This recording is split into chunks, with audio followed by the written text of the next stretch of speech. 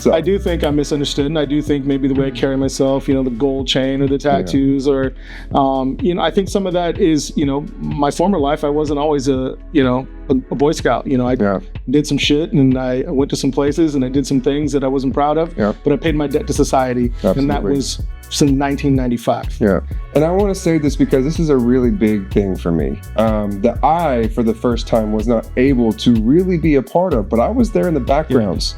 But I was scared. I'm not gonna lie, and I remember this moment because you were one of very few people that stood up and advocated for businesses during the shutdowns of this pandemic, because we're not afraid to be outspoken anymore. And that's genuinely why I do the Passionate Podcast. But I gotta tell you, man, I was so inspired by you literally to do a podcast like this because of the way that you held yourself when you were trying to reopen Fresno. And I was in a group text, I was in all these big group apps, whatever, and honestly, man, it was really inspiring. You literally checked in every day with a lot of different businesses and a lot of people, man. And I don't think people know that about you.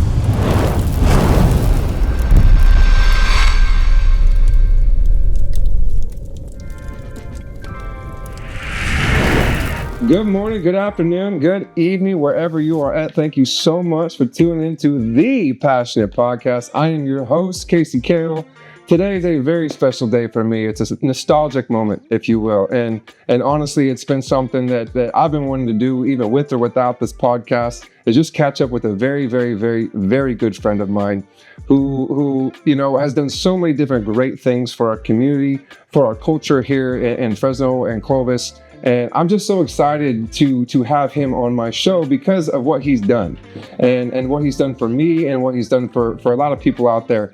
And I'm just going to go ahead and introduce him because I'm going to talk too much if I don't. But LUWISS, man, what is going on, my brother? Thank you so much, man. It is seriously so exciting to have you on here, man. Honestly, we go so far back. I don't want to age us, but I mean, literally over 20 years, man. And, it's crazy. We go back to a time of my life that was very, very different from my life today. Right. And I met you as a promoter for On the Rocks. Do you remember On the Rocks? 1998. Yes, 1998. Dude, that's when you started with them, right? So like around 97, 98, I realized that I had a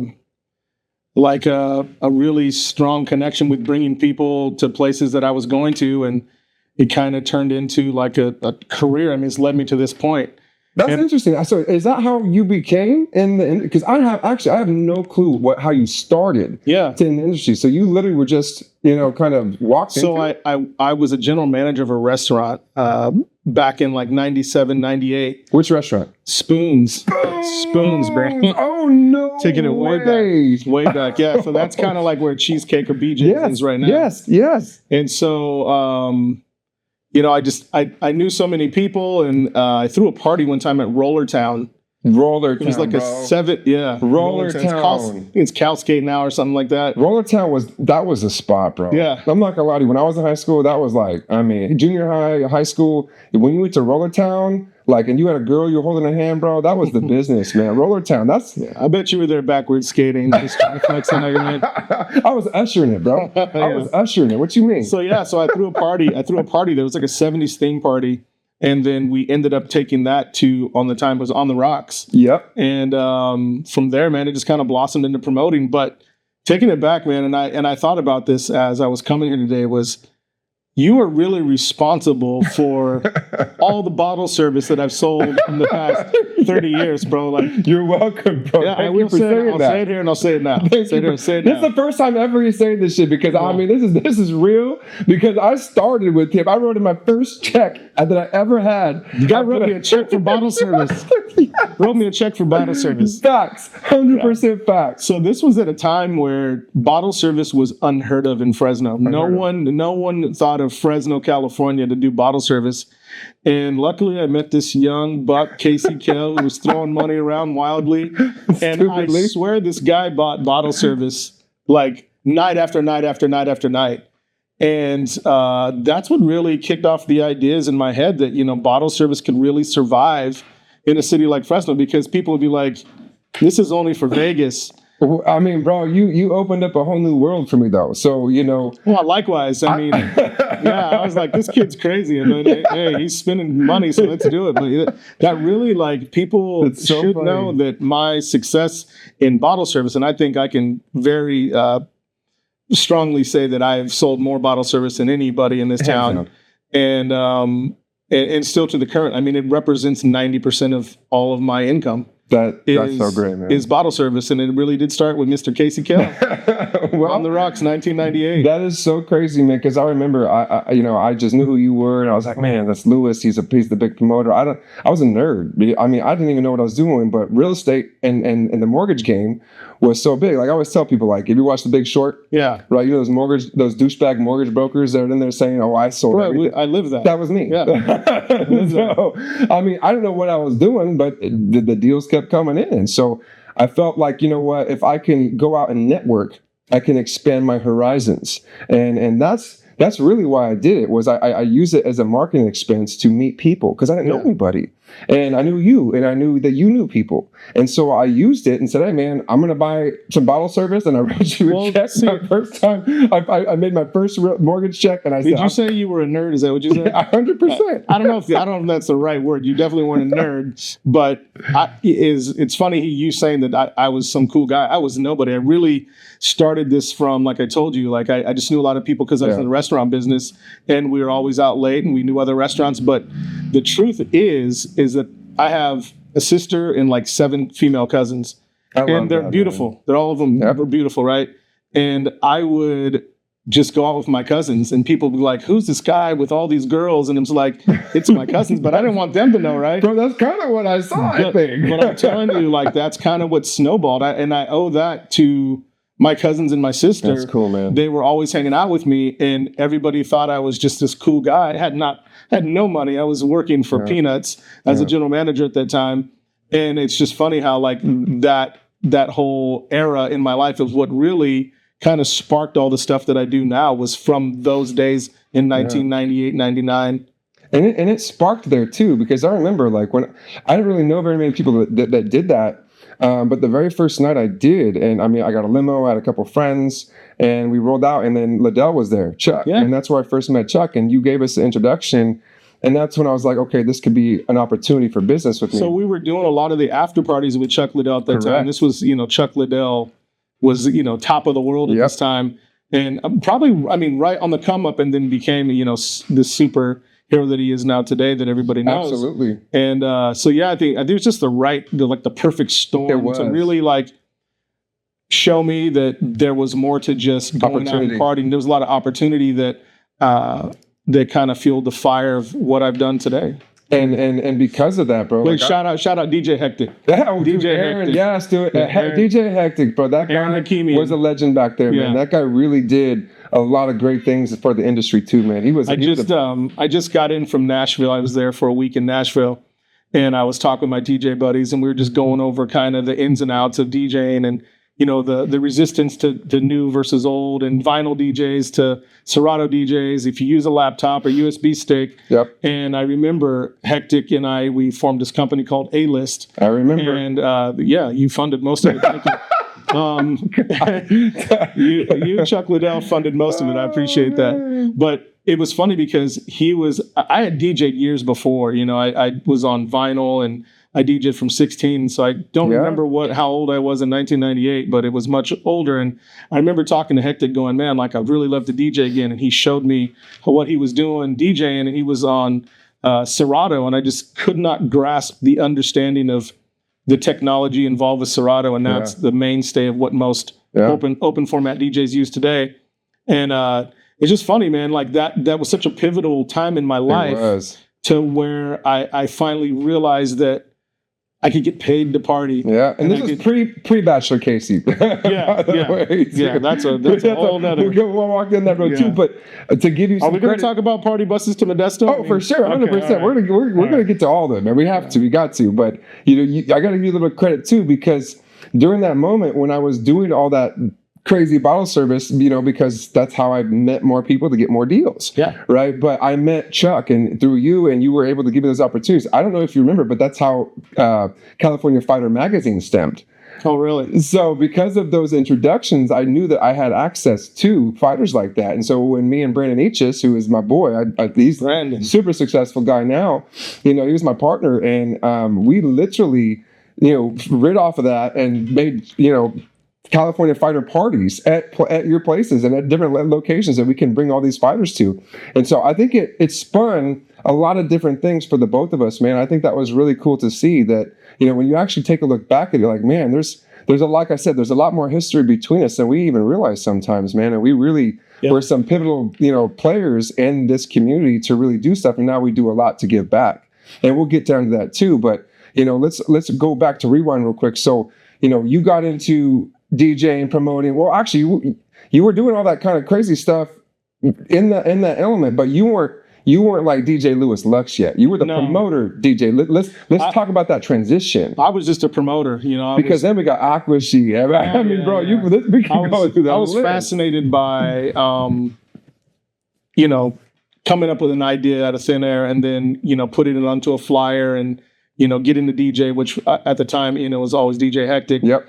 And then just coming up with some crazy idea, putting a name on it, and thousands of people would show up. Yep.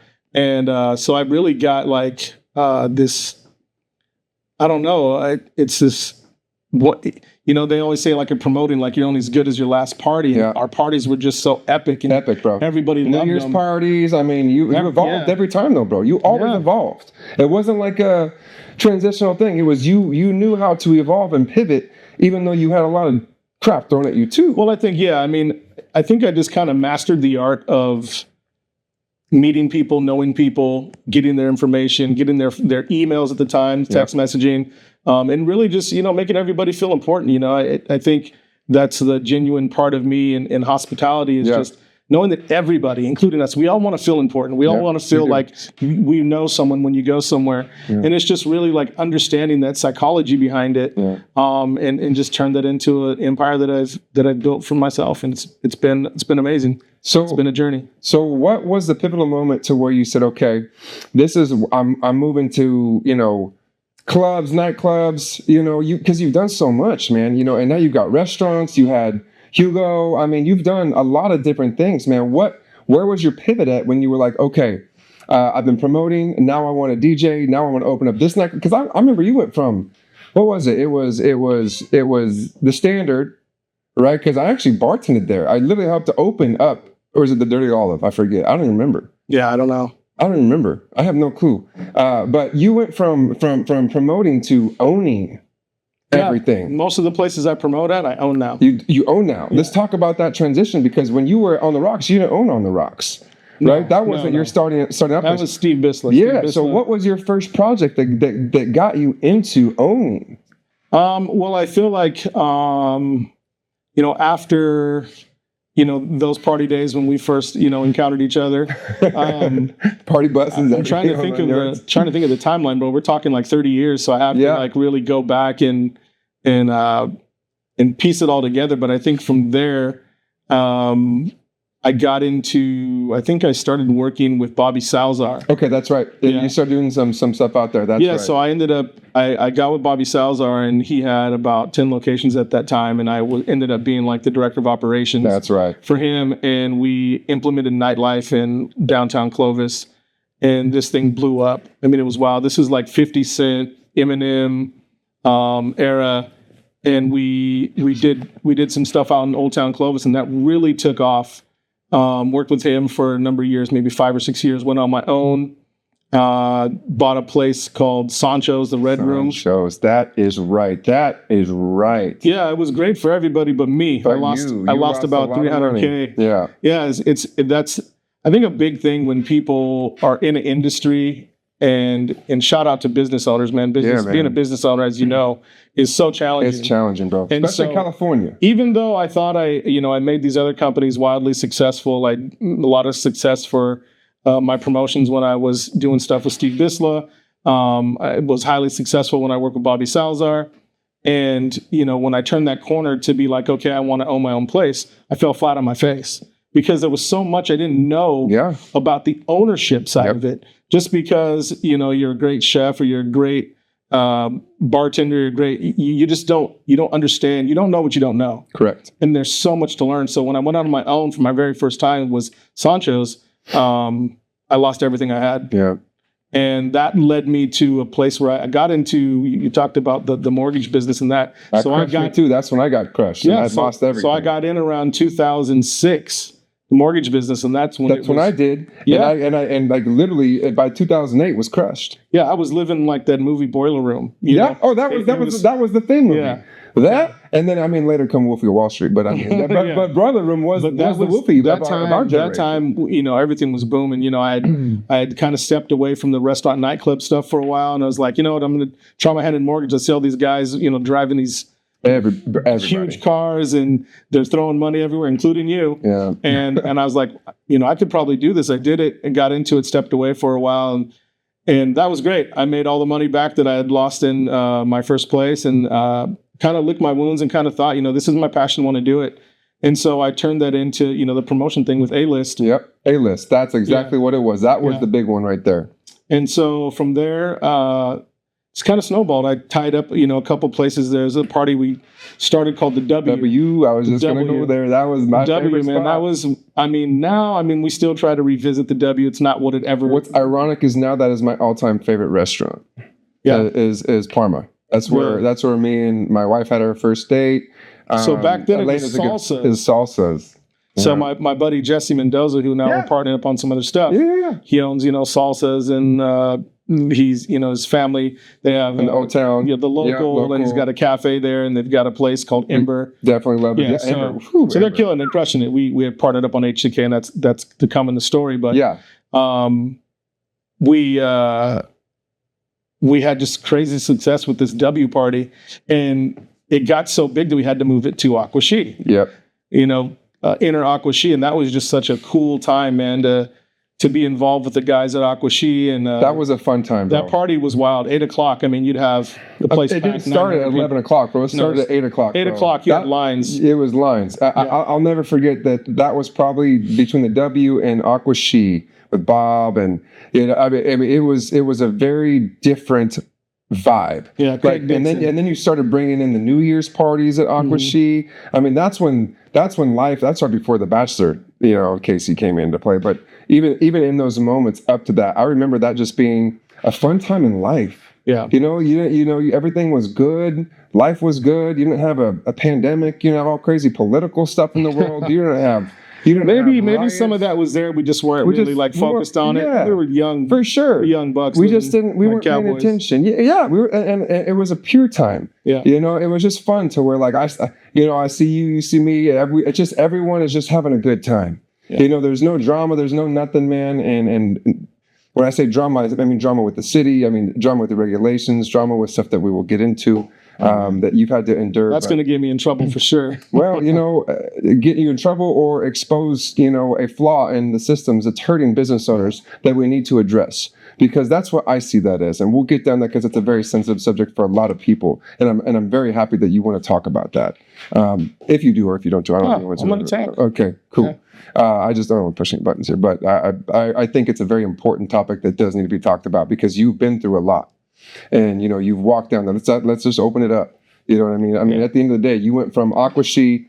Let's go back to the timeline. So Aquashee, huge success, bro. Standard, huge success, bro. Yeah. Standard's still around. You know what I mean? Like, you literally everything that you touched, absolutely killed. And now we're at.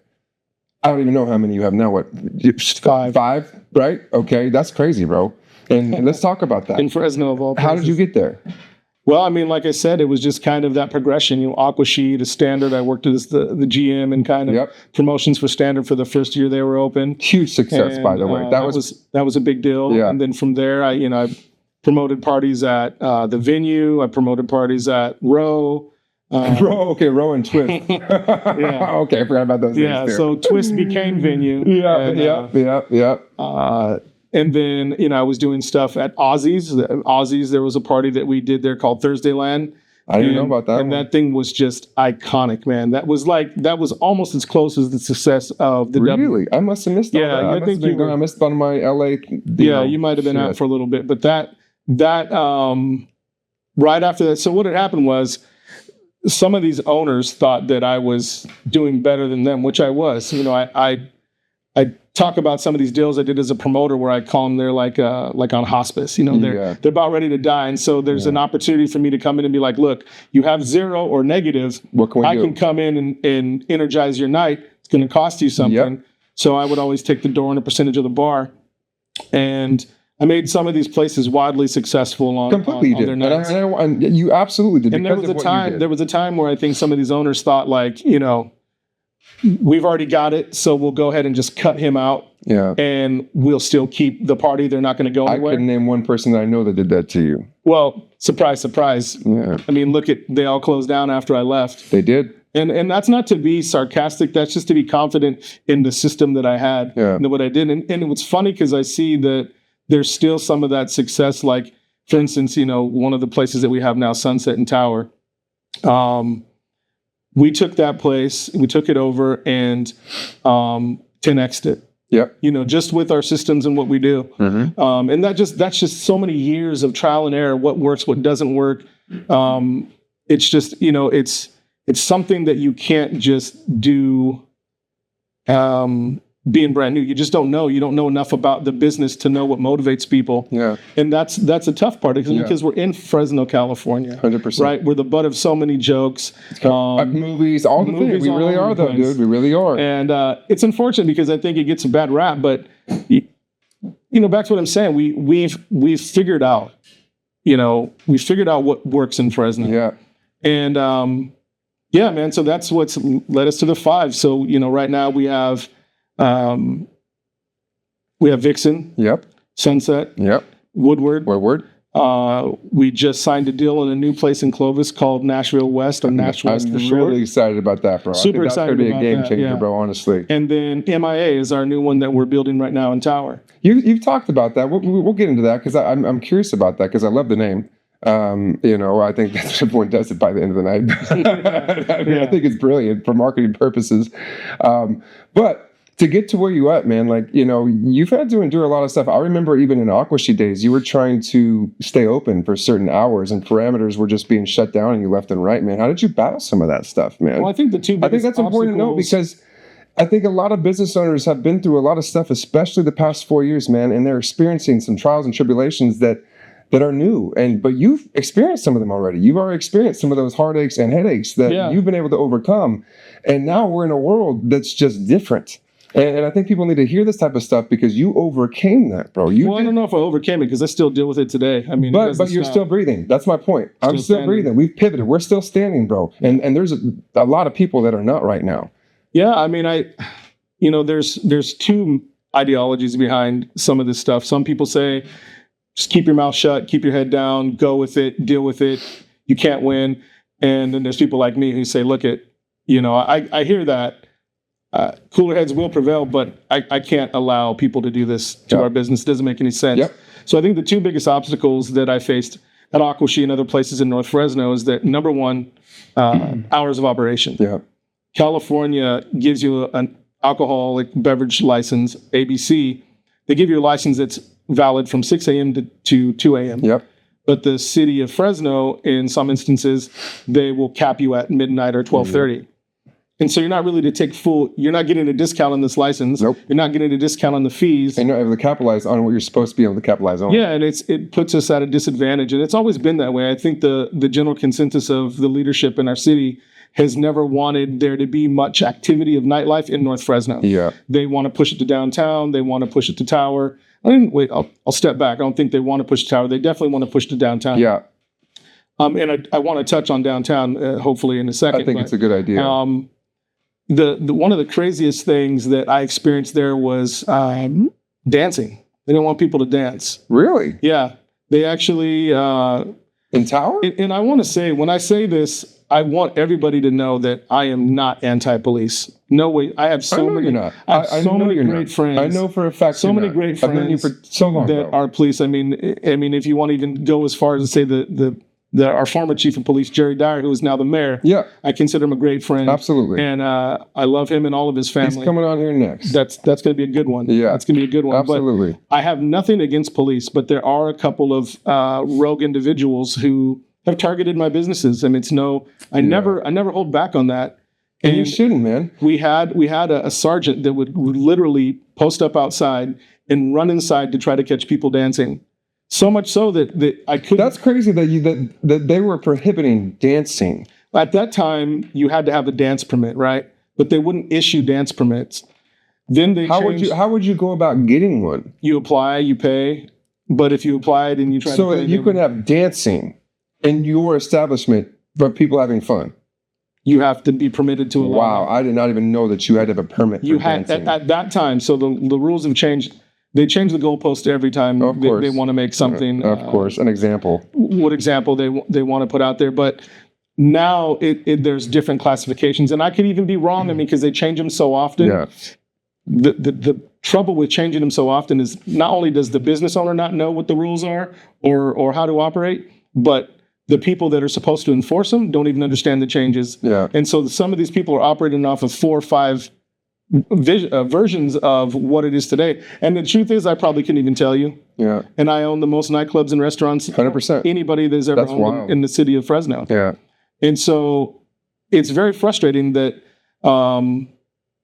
the city would do that. And I understand they don't want just a bunch of rogue people throwing parties and nightclubs popping up on every corner. But you've been established for a very long time. But I think you have to take the individual who's operating. My point exactly. And you have to understand their pedigree and their lineage, and knowing, what they've done and where they're at today. I think we operate very responsible.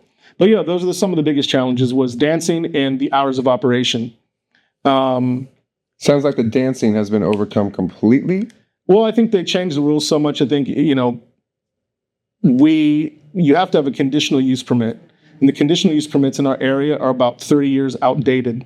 There's no social media. There's no Uber. Yeah. There's like the stuff that we've been operating off for the past so many years it's just not up to date. So interesting. But it's scary because it's like you don't know what the new changes would be, so you don't want to really push the topic. But nevertheless, so like another example is that, after I promoted at Aquashi, I ended up buying it, and we created a place called HCK. HCK? And I had 2 partners. One was Jesse Mendoza, owner of Salsas, and the other was Tommy Phelan. Yep. SynCal Builders. I felt at the time this was a great thing to do. Tommy would build it out and fund some of it, and Jesse would operate it, and I would do what I do. And it was just a great success, man. We took off running. HCK was just a juggernaut, man. It really, so many good times. That I think there's more pictures of that HCK wall than I could even count. Like, that was just such a big... the W was pretty close, bro. It was. In my generation, anyways. I mean, the W was big. Yeah, the W was the big. W with the A-list, because you're the W and the A-list at that time, and it was so big. I think that's just because I'm biased, because that was the boom. Yeah. I think that's when it boomed for you. I think that's when you were really going out. But I would say, because I lived it, that HCK was wild. No, I remember seeing everything. I mean, it was a packed house, and in fact, we came and supported every once in a great while, but just definitely wasn't my life.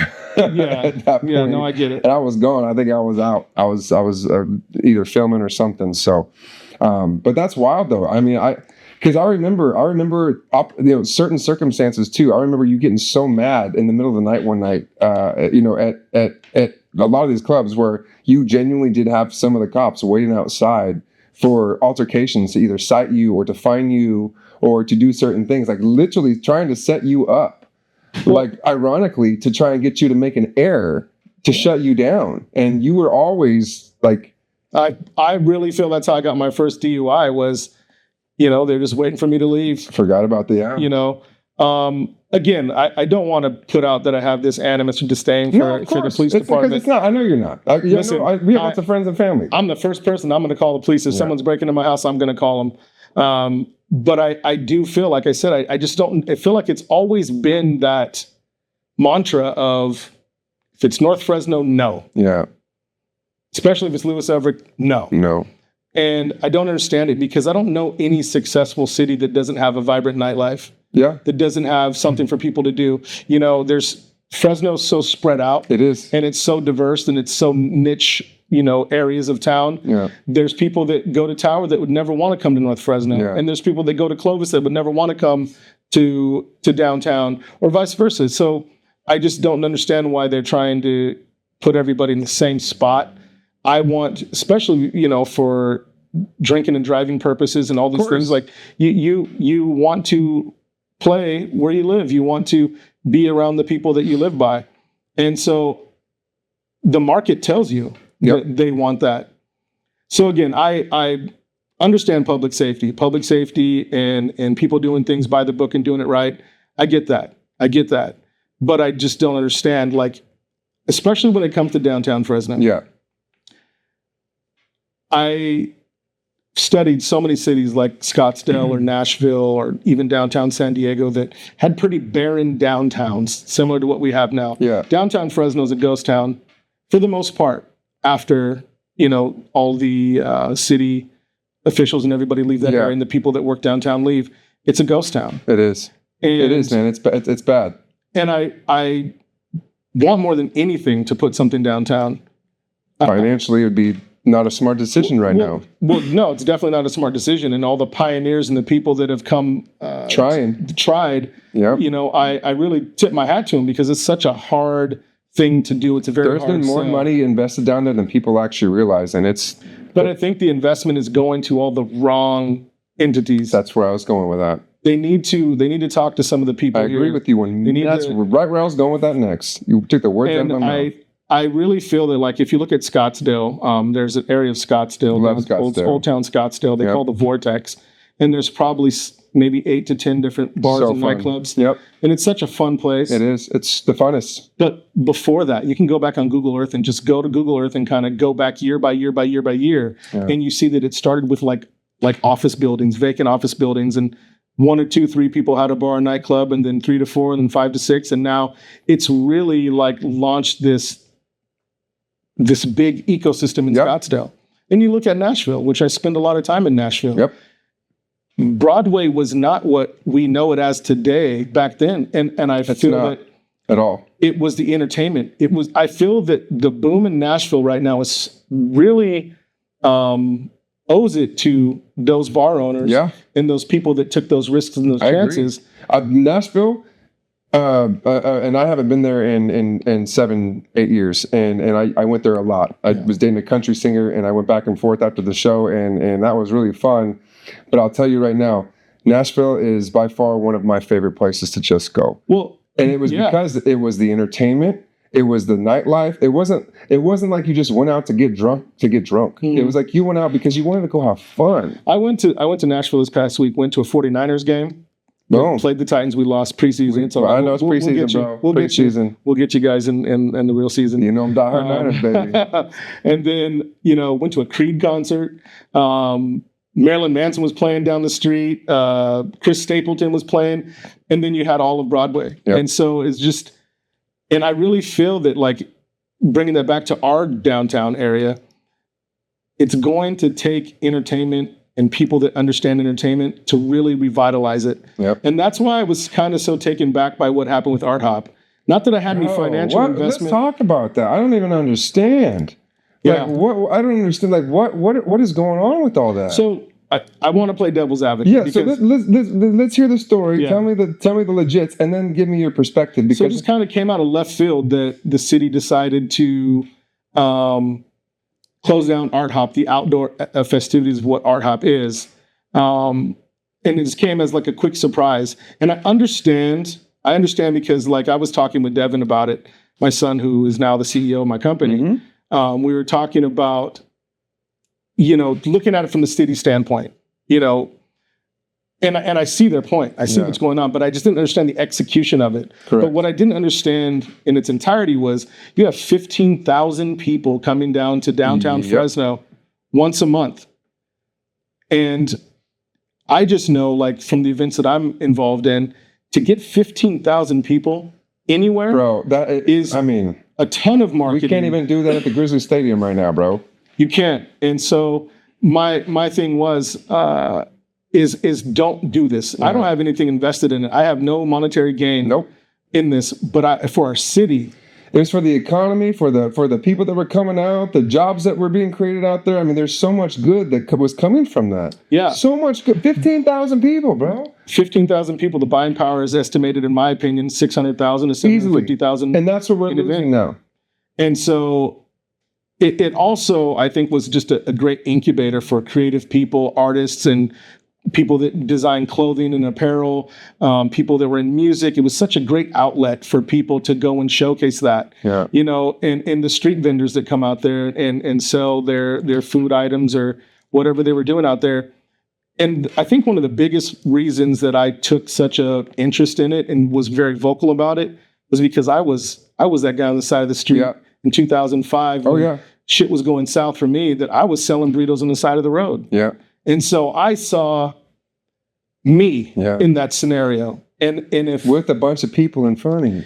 It's definitely not apples to apples, it's apples to oranges, the comparison. But I know that when I was down on my luck and I was struggling to pay the bills and keep my business open, I was literally on the side of the road with my kids selling breakfast burritos and hot dogs just to try to pay the bills. Yep. And taking that away from people who were already having a tough time just seems like, what do we want to do? Do we want these people breaking into our houses and our cars? Which is happening. Do we want them selling drugs? Do we want them doing something that's criminal? Or do we want them doing something that's positive for themselves? 100%, bro. And so my biggest gripe with that is that the city should have found a way to figure that out. Yes. Instead of kill it, they should have found a way to figure that out. Now, from the city standpoint and from an operator standpoint, I'm an operator through and through.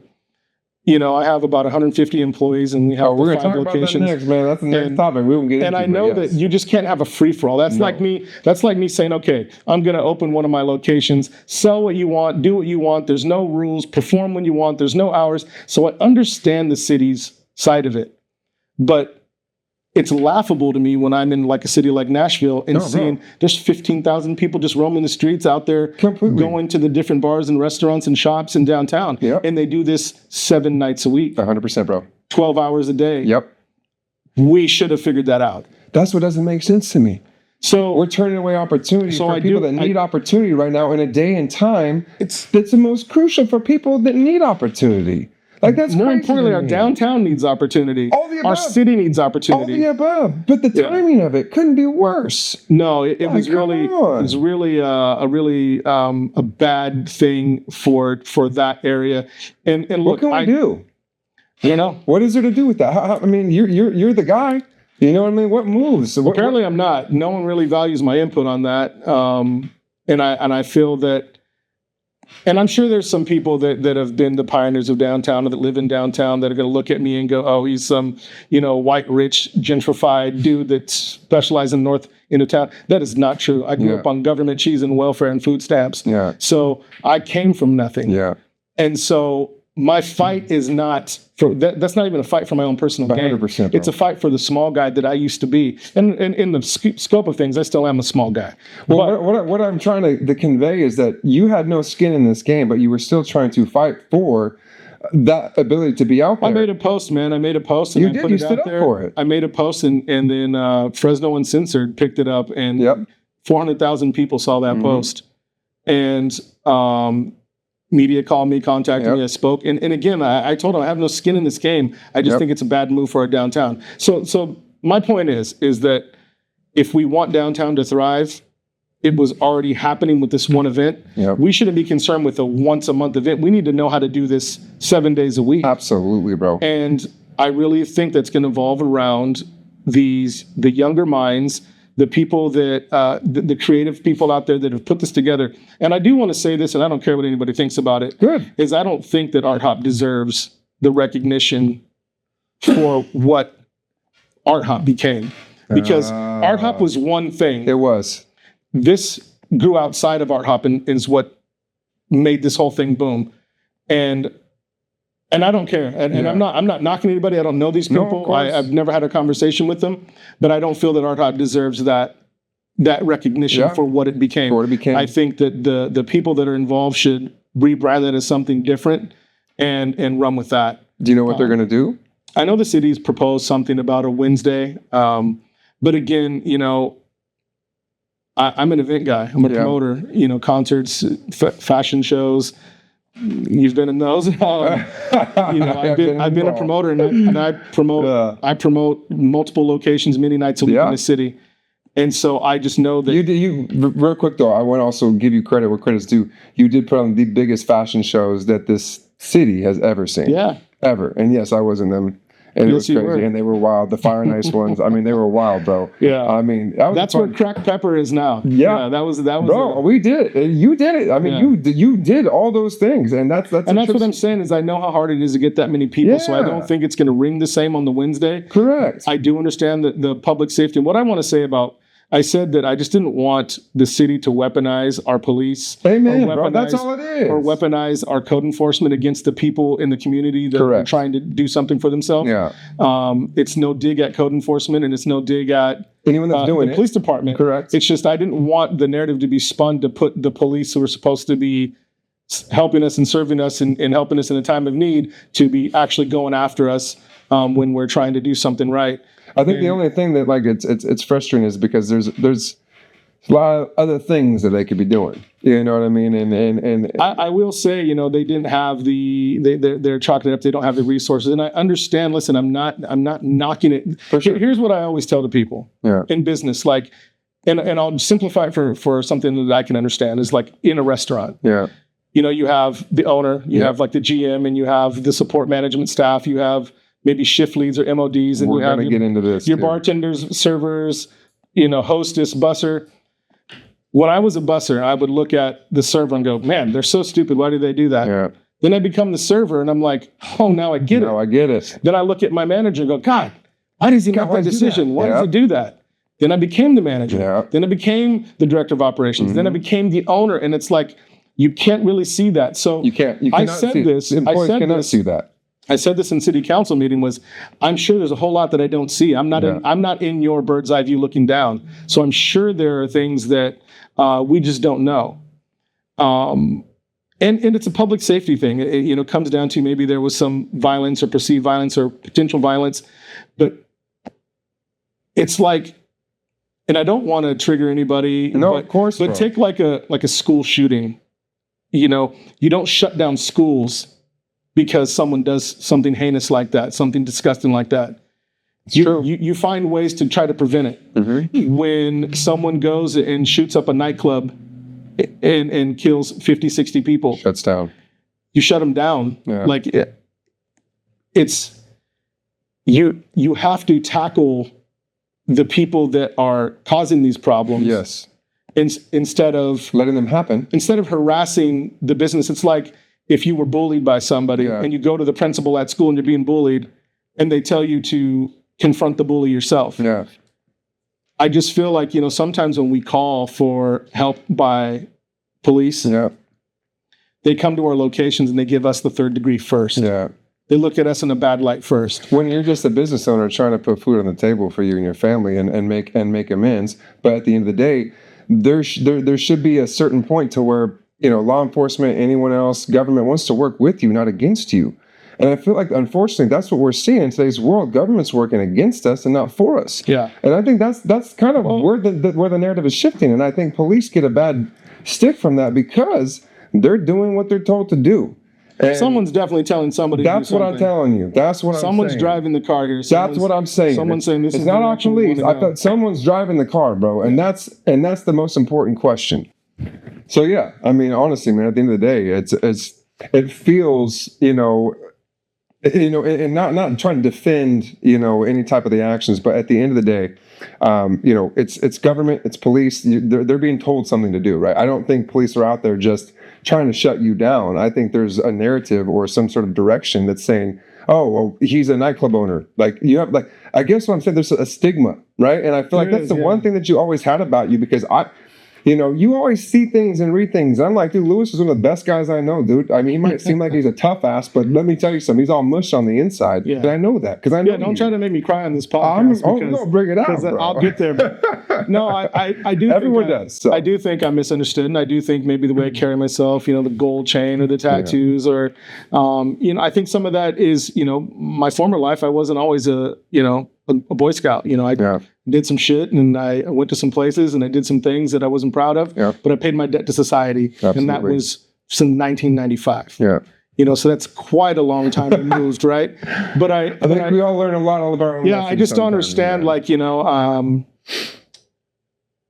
like I said, I feel like nightlife is not just nightlife, just entertainment, nightlife, those kind of things. People understand this is what's really going to bring our city to where it needs to be. Yeah. You look at a Coachella, or you look at, like I said, Nashville or Scottsdale, these places that have really thrived from that. Fresno is in the center of the state, and I feel like we could be doing more. So much more, bro. Yeah. And that's what I don't understand. Like, you literally been a pioneer of this stuff.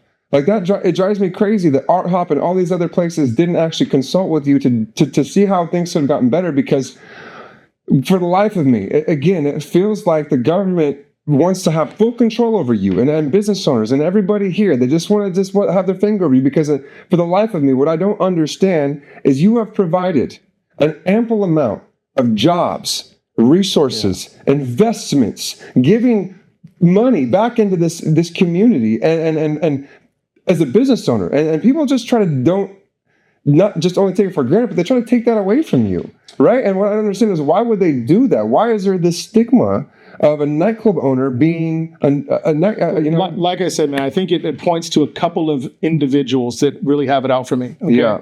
I'm not going to say any names. I wish I could. But, I wish you could too. and I can, and I will. I mean, I can and I will, and I've said it out loudly. But it seems a little bit lopsided. I'll paint a picture for you here. In Tower District, I got a phone call the other day that someone was dead near one of our businesses in a trash enclosure. And I thought it was kind of suspicious or sketchy, but somebody died. Okay, whatever the reason, somebody died, and they were in a trash enclosure near one of my businesses. I was contacted to provide video footage. When you say enclosures, what does that mean? Like a trash enclosure. I'm sorry, like a dumpster enclosure. So you had someone die in a dumpster nearby one of my businesses. Nearby one of your businesses. Yeah, that's wild. And one police car. Hold on, bro. One police car. No, hold on. And I'm not throwing shade. But hold on. I've had incidences with any type of police. I've never in my life, seen one cop car pull up for any incident. Never in my life. Not in Clovis, not in Fresno. Yeah, so one police car, right? And you reported this. And maybe because there was John nothing. Doe, Maybe because nothing was active, nothing was going on. There was nothing more. And I'm not criticizing. I know the interim chief of police. She does a wonderful job. For sure. This is no shade to that. Yeah. But I'm just saying, okay, let's dumb it down to just a layman's term. Just a normal guy. I'm just a dumb normal guy, and I'm like, okay, one police car. Let's rewind. I saw you make like 6 posts of asking what you should do. Like, I literally remember seeing it, because you're like, no one's responding. I had a dead body, bro. We had nothing to do with this. Yeah. Right? But we had to cover the costs and cleaning it up. And you had to cover the cost too? Yeah. So hold on. So the cop came out. You reported the incident, right? And so no. So we didn't report the incidents. They had someone else reported it. And I want to say that the officers that were there were the nicest officers. For sure. They're all great. They were just doing their job. But when I said, okay, so now what happens? We have all this bodily fluid and blood and all this stuff that's here. Like, what do we do? Did you know the reason why the death took place? Was it a suicide? Was it a homicide? I don't know. They never really told us. Did you see the body? Yes. Was it?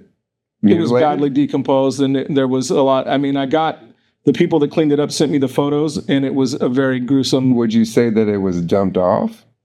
I don't think it was dumped off, but the person died there. I don't know how they died. I guess I'm not privy to that information. Oh, that's crazy. But what I was trying to say was, you take that incident, and maybe because there was no imminent danger that happened, but maybe it was an hour and a half ordeal, hour and a half. The other night, we had an incident where some people that weren't even our customers came and started a problem, and they were the combatants. They caused the problem, and a fingernail was broken. They called the police and said whatever they said, but 7 cop cars, a helicopter, an ambulance, in 2.5 hours held up our team and questioned us over what happened. That's not the first time, huh? No, it's definitely not the first time. I know it's not the first time. That's why I asked you that question. And so it's disheartening, because I'm sure when police come to a situation, they don't know who's the combatant, who's whatever. But it just seemed that there was a lot of extra attention like pointed at my staff based on what these people said. So it's like these people are screaming fire in a crowded auditorium. I feel like there should be some trouble when they found out that wasn't the case. We're extremely cooperative. And again, it's just not painted. It just doesn't seem like it just seems really difficult because I know that we take every precaution to keep our businesses safe. Yeah. Metal detectors, full on TSA style metal detectors, full security teams, ID scanners, highly trained security teams. There's a lot of checkpoints just to get in. Yep. And I think that's why we're successful, because people know that inside, I can't control everything outside. Yeah. But if you're coming into one of my places, you know that we take these precautions to get in. Yes, correct. So we do spend a lot of extra resources in making sure that we provide that. It's very apprehensive about putting full magnetometers walking in. Yeah. But people actually appreciate it. I do. I think they know that Fresno can get a little wild. Bro. And I think the world can get a little wild. It's like, now. I'm not getting on a plane unless everybody's getting their luggage scanned. Bro, so 100%. I feel like it's the same type of idea. I love that you have that mentality, man. I really do, because I think that's so important, especially in today's world, man. Yeah. That's huge, bro. I'm still kind of taken back that one cop showed up to a dead, mutilated, decomposed body, and I've seen the amount of police force that comes out when there's an incident. I mean, you've been doing this for so long, and I've been to a lot of your parties and a lot of your clubs and a lot of your tables, and I've seen a lot of fights there. Not very many, by the way. Not very many at all compared to most other nightclubs that has been ran in Fresno. Again, I would say when you take a 30-year career, and I look back on those 30 years, I would say that out of 4 nights a week on average, and now multiple occasions, I've probably seen 4 really bad situations. Really bad situations, right? And it's to me, it's like, okay, when I'm calling, thinking to call for help, I'm hoping that they're going to come and take the person that's doing bad, remove them, so they're not running it for everybody else. That's what I'm trying to say. Is that's my whole point. Is you have been doing this for 30 years, 20 plus years, 25 plus years, at least from my knowledge, and I've been a huge patron of yours, huge friend of yours, huge part of your family. I've loved watching you grow. Been at your wedding. I know that you're not going to stand for stuff like that. Bad circumstances. You will do whatever it takes. Think about it. But hold on, hear me out. I know that you are not going to allow that to happen. And the city and any of the police officers should know that by now. And so when they show up still today for an altercation over a fingernail with 7 cops deep, they should give me a little more respect. Let me ask you this. Do you think I'm about my money? Do you think I'm about... I know that you are about what you need to do for your family. No, right. But do you think that I'm about my business? Yeah, absolutely. There's nothing in my business plan that says, hey, let's have a fight or cause problems. My point exactly.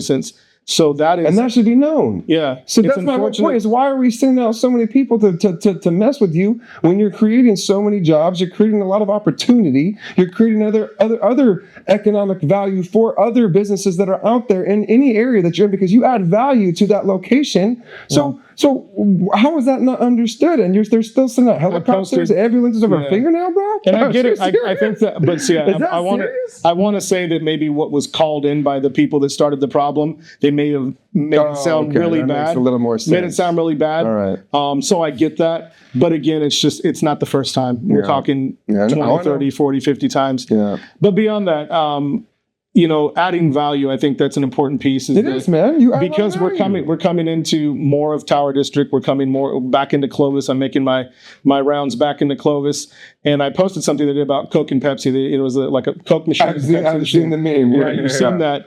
And it's like, if you post a Coke machine and a Pepsi machine side by side, it's like, who's going to sell more? Well, they end up both selling more because they both do. Because you're providing more options. Yeah. And I think that for anybody, like especially our neighbors, some neighbors have apprehension when we're coming in thinking that we're just coming to take it all for ourselves. That's not what it is. I think that what we do adds value and brings people. And I think it's good for everyone that's nearby.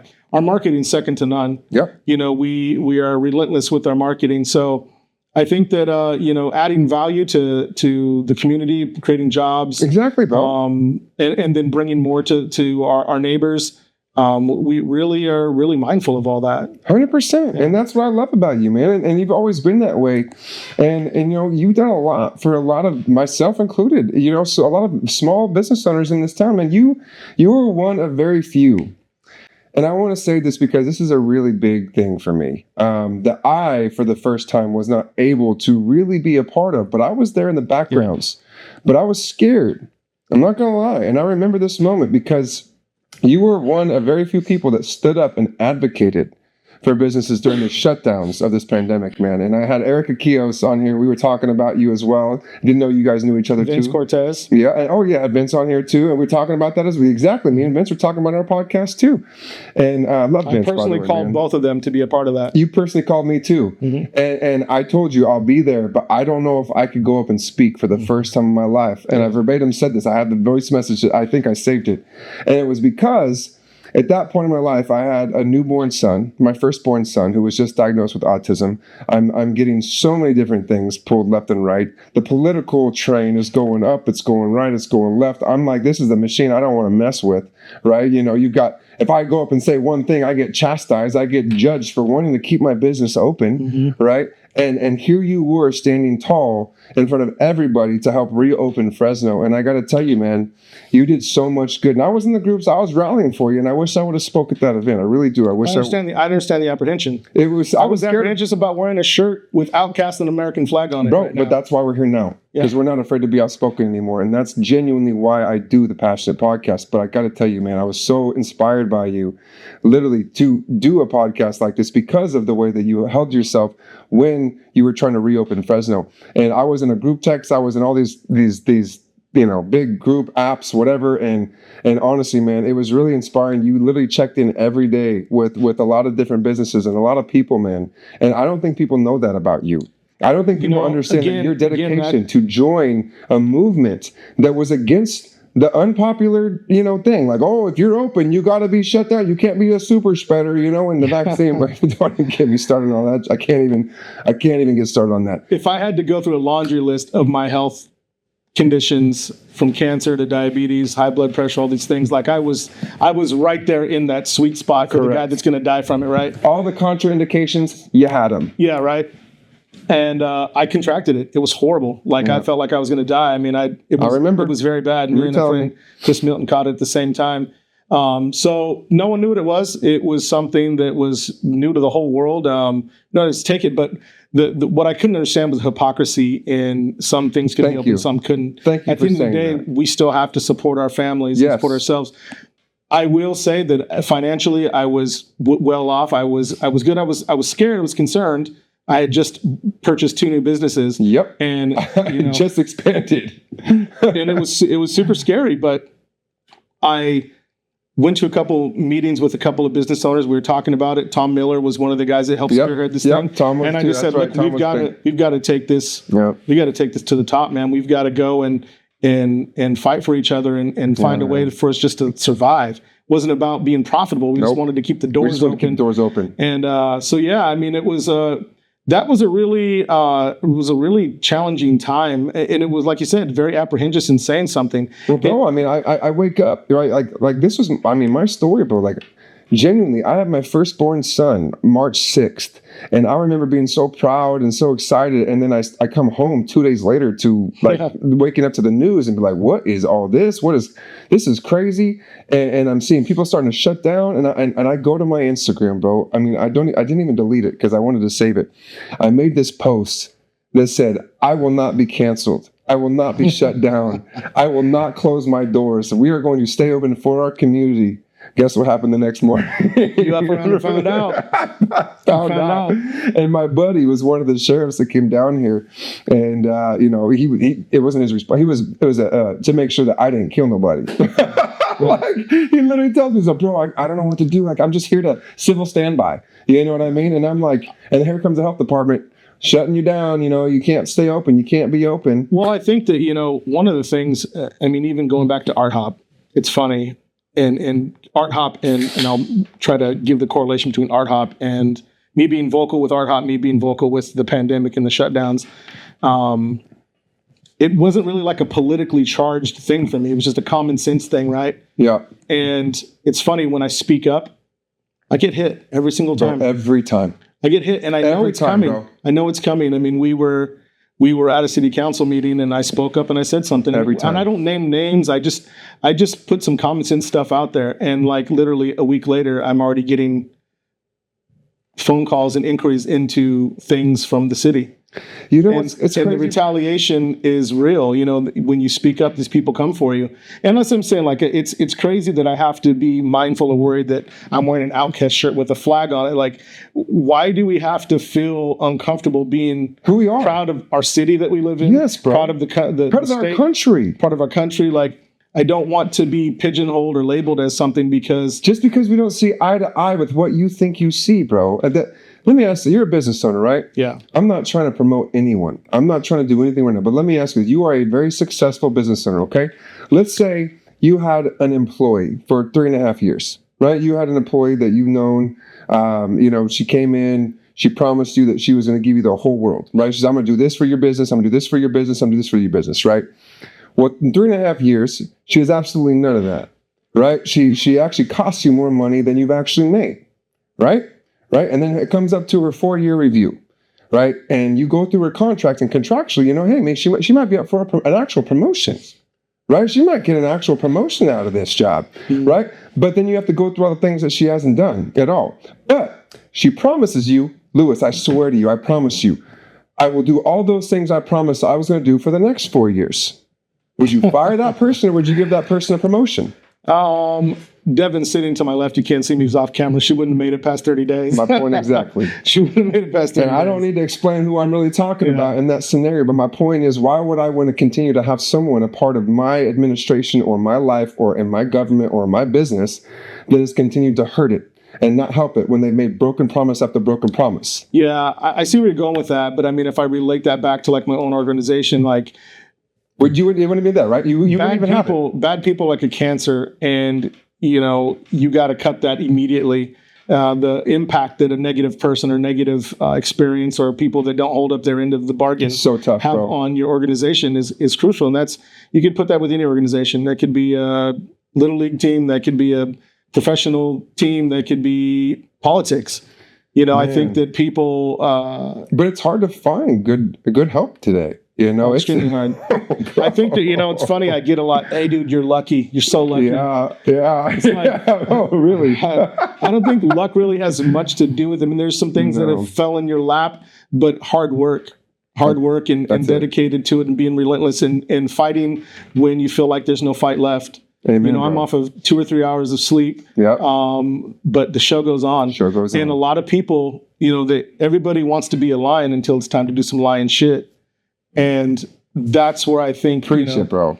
I think that like people talk about manifesting, or they talk about the power of positive thinking, or all these, just being positive and all these things will happen. I believe that's true, but there's got to be action behind it. That's it. You've got to follow through That's it.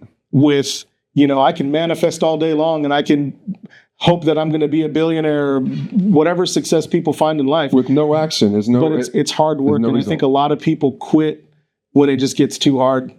Oh, well, I think that's the nature of unfortunately, where a lot of our country is at, is if it gets too hard, we're going to rely on someone else to fix the wound. Whereas people like you and I, No one's coming to save us, bro. We've been gutted, bro, and we're still Got standing. to save yourself. And at the end of the day, that is a true sentiment. Yeah. No one's going to come to save us. They're just not. And we know that. We've seen that. It's not going to happen. No one's going to come give us this golden umbrella.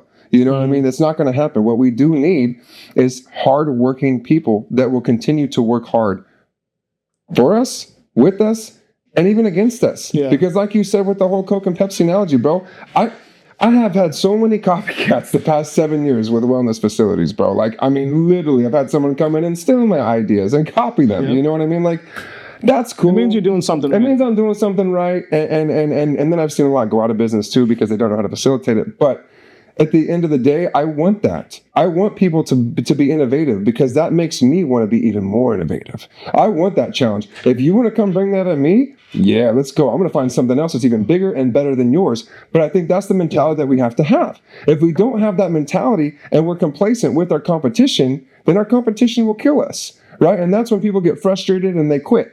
They're like, oh, we don't know that quit button, bro. We don't have that. And that's why I've always commended you, because you've never backed down from a challenge and you've never quit. Even, God knows, we both have probably quit a lot of shit a lot of times, but we don't, because we don't have that in our body. Yeah, no, I think being a business owner is just it's not for the weak. No, bro. People think I think the hardest thing that people don't understand about being a business owner is that you technically don't have a boss. I technically don't have a boss. I do. The customers are my boss, right? Correct. Customers are always our boss. But no one is telling me every day what I need to do. The only motivation I get is coming from within. 100%. I have to tell myself to push harder, drive harder, push my team harder, get them to think outside the box. I think that's the hardest thing, is to self-motivate. Yeah. Like, there's so many other things in my life I'm not motivated by, but I think the business part of it is not just about the business, it's about my family. It's about the legacy I leave behind. It's about what I give them when I'm gone. And I think that the toughest thing for anybody to do, everybody wants to be a boss, but no one wants to tell them what to do. No one wants to tell yourself, you've got to do this, you've got to push hard. Yeah. And I think that, you said people think, I might be a jerk, an asshole, whatever. Yeah, sometimes I am. But I'm not, this is not a popularity contest. Yeah. This is about doing something in a place that everybody has told me no. Yeah. Every time I start a project, someone's telling me no. All the time. Every time I turn around, someone's telling me no. Yep. Whether it's competitors, whether it's red tape, whether it's this, that, or the other, someone's telling me no every time I do something. Yeah. If I would have taken no from the jump, I don't know what my life would have turned into. You wouldn't be here today, man. Definitely. You wouldn't have your badass son as your CEO of your company, bro, that I've known as a little baby. Yeah. I was about your first bottles when you just came out of the damn womb, bro. You know what I mean? Like, I remember seeing him as a little kid, now he's your CEO, bro, because of what you've built. And you have a solidarity for your family, for a legacy, because you didn't quit. How'd you quit back, before the 5 clubs that you own now? You know what I mean? You wouldn't be here. You wouldn't have that. You wouldn't have this legacy to pass on to your family. Yeah, I mean, I'm not the youngest guy. I'm not the oldest guy, but I feel like, I've really pushed so hard so that I could actually enjoy the things that I'm doing now. Like, fast forward now to the DJing stuff. Like, it's such a cool thing to know that at my age and having just the financial freedom to do what I want to do now. Yeah. I think it's what everybody strives to do. I could travel. I could not travel. I could sit at home all day. I wish that I could say that, bro. Well, I wish I could say that that's what everyone wants, because I feel like our American dream has really fallen short of what an American dream actually is in today's world. It's a lot harder to get, man, but it's definitely there. It's definitely there for anybody that wants it. It is. It's right right there, the same bro. 24 hours in a day. Bro, it's right there. I promise you. I swear to God, anyone could be a business owner. Anyone can do it. And that's what drives me crazy. It was when people just let a small obstacle or let a little hiccup, deter them from achieving their actual American dream. That's why that's what we grew up to want. It's a mindset, man. It's an attitude. Like, people ask me, like, when did you feel like you created some success? I mean, imposter syndrome tells me I don't feel successful. Bro, I'm the same. I can enter the same right thing. Yeah. It's vice versa. Yeah. So imposter syndrome tells me I'm not successful. Yeah. The person that drives me tells me I'm not successful. Yep, but every day. The truth is, if you wanted to know, I was successful when I had nothing. It was just the mindset. It was knowing. It's knowing what I wanted back then. So my success started way before my success. It was a mindset. It was knowing that someday I'm going to have this. I just wanted to own one restaurant. Yep. I just wanted to own one nightclub. I love that, bro. And now we're in a place where we're like playing with Monopoly money. It's like you're playing like a real life of Monopoly. And now it's like, it's not that we have to do anything. It's what do we want to do next? And it's a great place to be in, man. It's a great place to see, like,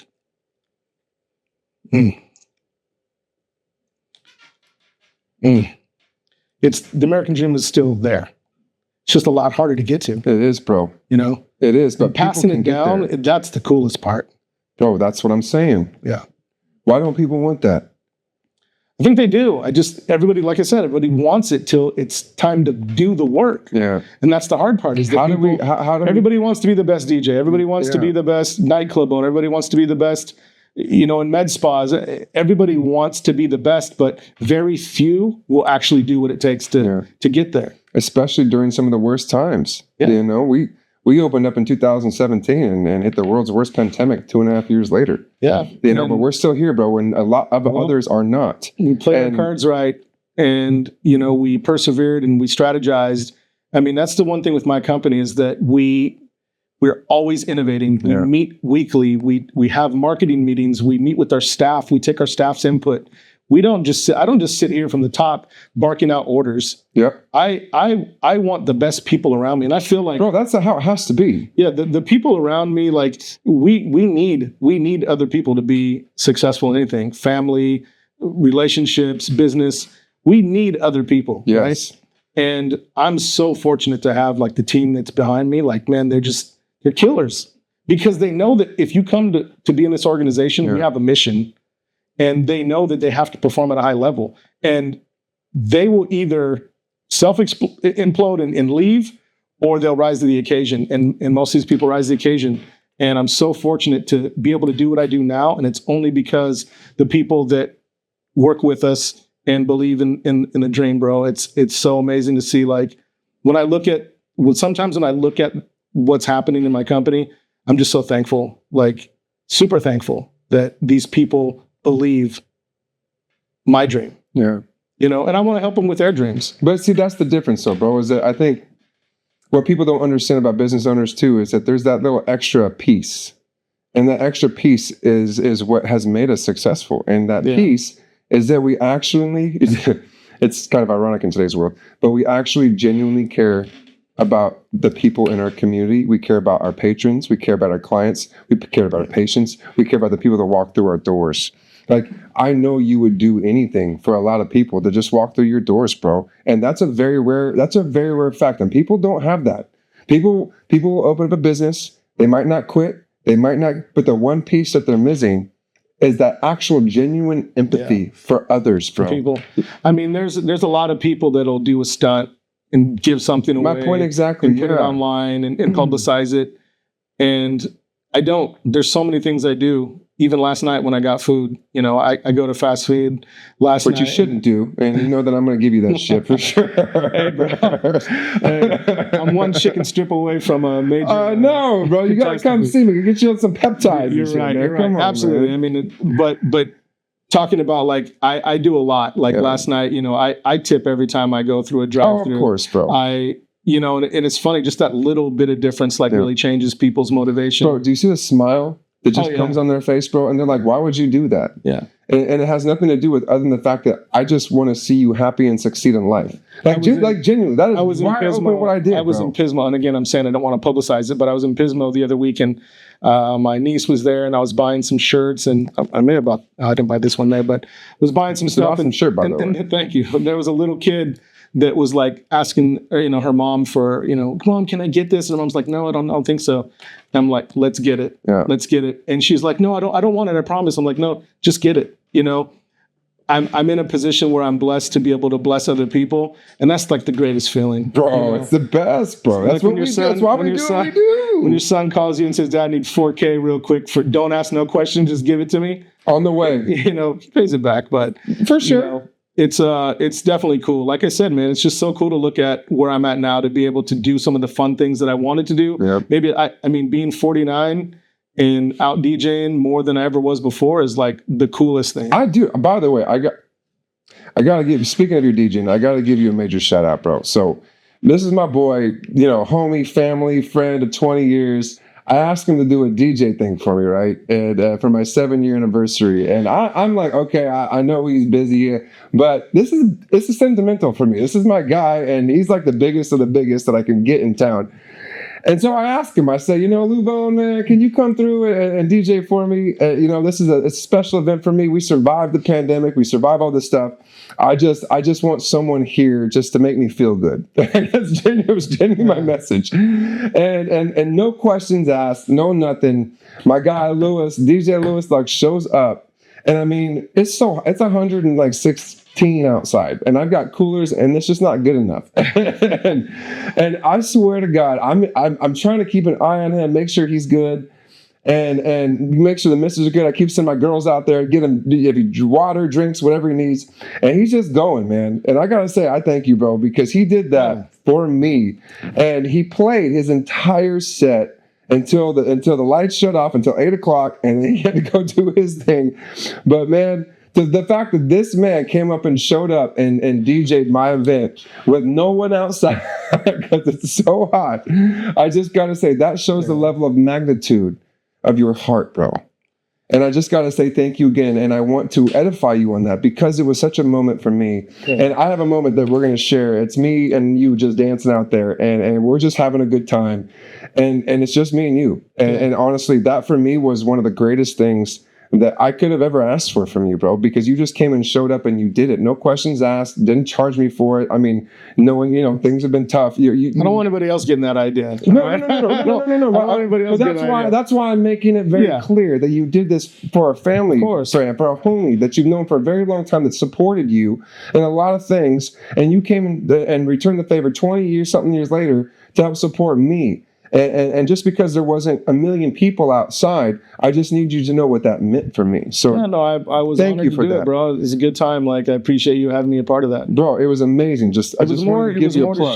That's all it was. That's all it was. Sharing your success and the business that, like you said, all the challenges you went through. I know what you do here is great for people, and I've been here. Yep. I've participated, but it was more just, hey, business owner to business owner, friend to friend. Mm-hmm. Your passion for what you do. I mean, I respect that. And back to on track to DJing, because you were more of a promoter when I first met you, and then you kind of you love DJing, but you weren't the DJ LUWISS LUX that I knew today. And now you're doing, Boots in the Park. I mean, dude, you're on a whole different level, bro. You're going back and forth to San Diego, to Nashville. Now you're opening up businesses in Nashville, bro. You're on a whole different level, and I love to see it. But I just had to edify you there because you are a next level DJ, but you still came here for a homie, a small business, just to share in that success, man. And that just kind of goes to show who you are as a person. Right, but now let's get back to DJ LUWISS LUX. Like, let's close out on that, man. Like, you evolved into a business owner, a pioneer of nightclubs. I mean, you've got 5 now. I mean, you've done so many different things, and now you're like a headlining DJ, bro. Like, let's talk about that transition. What got you into that mode? Because I mean, it's almost like you hit a switch after, I think, COVID. Like, I think something just triggered, and you went to a whole different level, bro. Well, I started DJing when I was like 14. For sure, I know you've been doing it for a long time, but you hit a different level. At my grandparents' nightclubs. That's when Hold on. Your grandparents own nightclubs? Oh, yeah. Hold on. So it's in your blood. Oh, my mom was a DJ. Bro, this is incredible. Yeah. I've never known that about you. Yeah, my grandparents, my dad, they all own nightclubs and restaurants. What? Would I know? My mom was a DJ. I'm too young for that, bro, but yeah. I mean, dude, that's the coolest thing I think I've heard. I was literally flying from Fresno to Fireball, California, where my grandparents had a nightclub. One of their 3rd or 4th nightclubs. They had some here in Fresno locally, but they moved out to Fireball and they bought a nightclub out there. So my grandfather had a plane. We'd fly me out there to Fireball, and I DJ'd out there and just learned really how to read a room. It was such a mixed bag. That's a big deal, by the way. Big deal. And then obviously I got into my career of rapping and performing and producing, got signed, and I was touring all over the country. Which, by the way, we didn't get into, but you are actually a really good rapper and a really good singer. We've done songs together. So, ironically, dude, you are very talented, multi-talented. Yeah, I don't think nobody knows about that, but that's a good segue. I love it. Music is definitely in my veins, man. It's always been a part of my life. DJing from that age. It was a part of your life. And then I got into, like I said, the performing, rapping, producing, singing, and that lasted for a while. Then, had to put food on the table, had kids, and so got back into the restaurant, bar business, promoting. And then during promoting, like I said, with DJ Hectic, he was such a good DJ, man, really like captivating, really knew how to work a crowd. He's a good dude, man. And so I was like, man, I want to check it out. And I told you I got kind of like turned off or scared of learning Serato. Yeah. And but then I want to say that was probably around the days of Standard. So like 2008, 9, 10. I got back into DJing now on Serato. Huge. And DJed for a long time. Then, as a promoter, I was coming as a promoter DJ package. And so I would always promote the events, but I'd also DJ along with other DJs. And, as I started owning nightclubs, I would DJ those, but I kind of like realized, okay, I don't need to be up there DJing anymore. Yep. So my good friend Steve Thatcher, who I've always spoken about, he's one of my dearest friends. He started this company where he does these big events. And, one day I'm just walking through the crowd, listening to the DJs. I'm like, you know what? I'm feeling this urge to like get back out there. And I'm like, hey, bro, give it a shot. Let's see what's up. So it was more just like I wanted to do it for fun. And then, people started booking me at places for after parties. And it's just turned into this whole thing. Because now I'm thinking, gosh, I mean, is it 49? Can I really still do this? And the answer is yes. Yeah, man. And as long as you're making sure you're paying yourself an appearance fee from your club, you know what I mean? You got to make sure you get,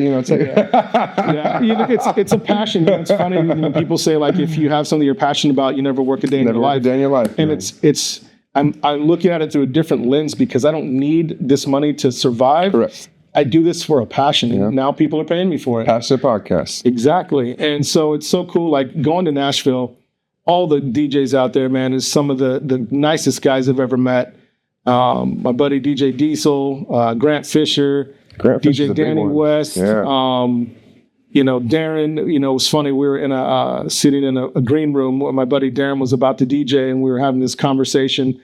Just a couple of DJs, DJ Jevity, who was also Kane Brown's tour manager. Oh, yeah. DJ. I know what you're talking about, though. Kane Brown's tour DJ. It's also his brother. I'm sorry I spoke. We're all sitting there and we're having this DJ conversations, and Darren starts talking about having heart attacks, and I started getting anxiety. And I wanted to leave. Your heart starts palpitating, bro. The DJ community out there is so cool, man. They're also inviting. DJs are very connected. These are very cool guys, and it's nice to be like part of a fraternity or a brother of guys that from Nashville to California, all this stuff. And so it's really opened up a lot of doors, and it's kind of re-sparked my love for DJing. I have a love for music that'll never die, but being an actual DJ. So I've had to actually start getting back in clubs. And it was probably my favorite moment when I was in like my little hiatus of, growing up or whatever. And I, got banned from the nightclubs, I'm just kidding, dude. But no, was because I always watch, bro. I've always watched you. I love, we always stay in touch all the time. But, one of my favorite moments was you started, I think it was HCK, maybe Aquashi. You started paying DJs to come in, like celebrity, pseudo-celebrity, like Z-listers like me, you know what I mean? Come in there and, do the DJ. And I think at a couple reality TV show DJs. And then you realize, dude, these guys suck. I'm way better. I don't know if I realized that. I'm being funny, bro. I'm being funny. I'm being just funny. But I saw that you started to take that opportunity to be like, you know what, hey, I kind of want to do this too. And I think that was probably one of your smartest moves, because when you started doing that, I think you really started exploding in the HCK and the other venues that you started DJing at your own spots. And I think that was a very smart move. Yeah, I mean, it's just my love of music and loving to. I'm a people pleaser. Yep. I like to do that, and I think DJing now, my view of DJing is much different than it's ever been before. Especially going to Nashville and seeing the scene out there. A lot of stuff they play in Nashville would never fly here in California, or even with the clubs that I own. But it's so refreshing just to see a whole nother way to express yourself musically. And so it's really cool, man, just kind of going back and forth and, taking some of what I do here in California, bringing that to Nashville and bringing some Nashville back to Fresno. Let's talk about that, because we kind of dived into it a little bit, but let's really, dude, you are opening up businesses in Nashville now. That's the plan, man. That's amazing, bro. So what's next with that? So I think that we're capped out here in town. There's one more thing I want to do here in Fresno, but the next, it's like an event place. So, weddings. And, dude, I love it. Kind of, some of these wineries out here do like events and stuff like that. I love it, bro. I think that we would crush it in that space. Doesn't have to be something as big as Boots in the Park, but something. I know what you're saying. A nice every couple weeks. Yeah, man. So I think that that's something that we want to get into. But outside of that, I think that we're capped out here. We do have the capital to do other things elsewhere. And so it was always between Nashville and Scottsdale. So. I think. Oh man, either one of those, bro. But Nashville, I feel like that's the more time I spend there, it's just a great city. There's so much to do, bro. Everyone's and the people. Everybody, bro, every big people company is moving there right now. Such good people. In nightlife, everybody. David Grutman's coming there. Tao Group's coming there. I think it's going to rival Vegas shortly, man. It's really, bro. I've always said it. Nashville is people call Nash Vegas without the casinos, but like at the end of the day, I will tell you, it's not like Vegas, because Vegas, you go out, you go to the club, you get drunk, you do whatever you're going to do the rest of the night. You wake up, you go to a pool party, right? I mean, bro, that's Vegas. I mean, that's how I did Vegas. You gamble in between. But Nashville, you don't do all that extracurricular activity. You literally just go enjoy yourself with shows, with the atmosphere, with just walking down Broadway. I mean, those memories that I have are by far some of my favorite. Yeah. And the fact that you're going to go out there, I mean, that's a whole new horizon for you. But I think that is your horizon. I feel like I missed the mark a little bit. I wish you would have pulled the trigger maybe a year or two earlier, because now it just seems really. I'll probably have to bring in investors. Cliche, yeah, and you probably will, because out there it's a different market. You're talking tens and tens of millions. Tens and tens of millions. Where here I could get away for about $1 million. So yep. It is a different, and it's just more just learning the city. And in doing that, I've made some great friendships. And I tell you what, man, like I feel like I have more friends in Nashville than I do in town. What? Yeah, it's wild. It's wild, yeah. I will say people are different out there. I mean, like you said, sometimes as business owners, we walk on eggshells. Mm-hmm. Out there, I can just be me. Bro, that's where I was going the with biggest thing, is that here I'm, it's always, hey, let me get into your place, or can I get this or get that? Yeah. Nashville, I can just go and be me. Just be you, bro. And it's so refreshing. That has to be one of the most refreshing feelings. I think that's anywhere outside of my hometown. I feel the same way. And I'm sure that the DJs or the people that, work in the business in Nashville feel the same way about Nashville. And when they come to other places, they feel like they can be themselves. But I will say, I feel that about Fresno. And as a business owner here in California, we've had the handcuffs put on us. We've been, stripped and had to have different rules and regulations and more taxes and more employee taxes. And it's always something, And I feel like, man, I'm always constantly trying to put out a fire that's being created by our government for a small business, rather than just focusing on being myself and enjoying my business. And I think that's why you're seeing so many people move to Nashville in particular. I was somewhere. I went to a barbecue at my friend's house, and I stopped to get a tri-tip, and the comment was made like, well, not many of us are from Nashville. And a lady goes, oh, I'm from Nashville. And I said, don't worry, I'm just getting a tri-tip. I'm visiting. I'm not going to move here. And she kind of laughed. But yeah, there's a lot of people moving to Nashville. Just moving out of California. Yeah, moving out of California. And that makes me sad, man. Like, I just don't understand how. I just wonder what's going to be left. Attention, bro. I wonder what's going to be left. I feel like the division is terrible. It's horrible. And listen, you're going to find these same problems everywhere. Maybe not as much as we see here. They're going to be everywhere. But it's the division that's created, whether it's political division or just racial division. It's so counterproductive to humanity. It really is. And I wish that people would strip away all the labels. I do and too, all man. of the, it's not really worth it. At the end of the day, it's not really worth it. But what is worth it is, some of the stuff that you do see that, as a business owner, it's so hard for you to take a stance on. It is, bro. I can tell you, I went to something. It was a rally. I don't want to punches people up. I went to a rally. It was here in town, and I saw like 15 business owners. Yeah. And then some I was very surprised to see, and they're like, "Don't tell anybody I was here."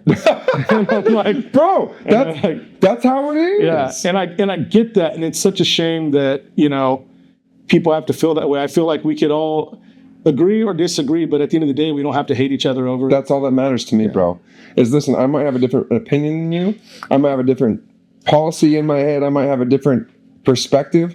But at the end of the day, I'm not going to hate you for what you believe in. If you simply tell me that, Newsom's the greatest and he's the best for California, which I know you would never tell me first and foremost, but if you ever did, I would sit back and say, man, this dude's crazy, but I respect you and I love you, and we're still going to be boys. Like, nothing's going to change. Yeah. What I don't understand is when someone says, I'm going to take a stand for my family and I'm going to vote for this person, whoever that person may be.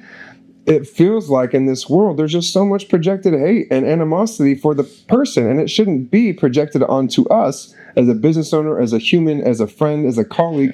I feel like we lost sight of that. And we need to reshape that of what politics and all that stuff may be, because we don't need all that. Yeah. Right? I have so many friends that I know don't share my ideas or Me values. too. And I love them. And there's no problem, there's no problem. And I just feel like, it's just not really worth it. I've seen, even in my own family, some of our family members they don't get along anymore over politics or over COVID or dude, it's stupid things. It's a kill world. Yeah. It's like, you don't like that, I hate you. I don't talk to you. Like there's no conversation. I really wish, man. I mean, this is my own thinking, and no one should ever think the way I think.